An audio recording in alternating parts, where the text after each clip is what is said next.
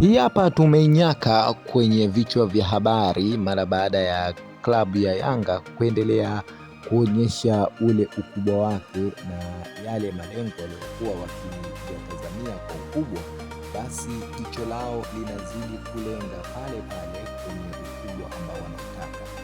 Nazungumza kutokana na yale ambayo yametrendi huko kwenye mitandao ya kijamii mbalimbali, na wadau wengi na mashabiki wamekuwa wakizungumza hili na wengine kushangazwa na haya ambayo yanaendelea na kujiri sasa kwenye viunga vya michezo pamoja na burudani. Sasa na shaka mchezaji wa zamani mkongwe na kocha wa Madrid wa misimu iliyopita, namzungumzia Zinedine Zidane, ameweza kufurahishwa na kile ambacho kinaendelea sasa hivi Afrika.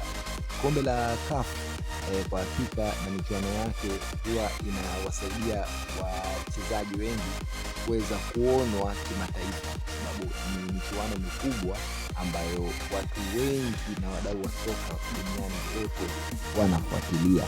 Sasa kwa namna ambavyo Zinedine Zidane amevutiwa na timu mbalimbali za Afrika na jinsi ambavyo zimekuwa zikifanya vizuri katika michuano hii, pia ameipongeza timu ya Young Africans kwa makubwa ambayo wanayafanya, na ametaka waendelee kupambana, kwa sababu kwa namna ambavyo wanaonesha umahiri wao wanapokuwa uwanjani, kitu hiki kimeweza kumfanya yeye kuweza kuwatabiria makubwa na kuwaona Yanga katika hatua kubwa zaidi katika msimu huu na misimu ijayo katika michuano ya CAF na michuano mingine yenye faida zaidi.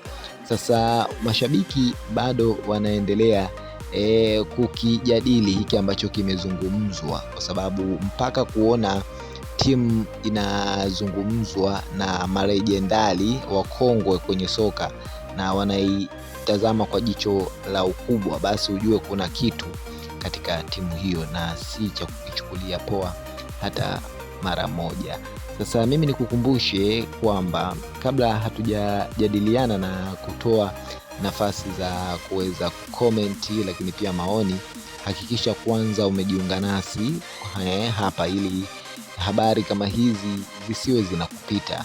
Gusa maandishi mekundu yaliyoandikwa subscribe hapo chini ya video hii, lakini pia usiache kugusa alama mbili za kengele, kwa sababu ukishafanya hivyo tu taarifa zitakuwa zikikufikia kwa muda na wakati husika. Lakini pia maoni ni jambo la msingi sana katika haya tunayozungumza. Unadhani Yanga itatoboa kimataifa zaidi ama itakuwaje? Tuambie, lakini pia usiache kushare.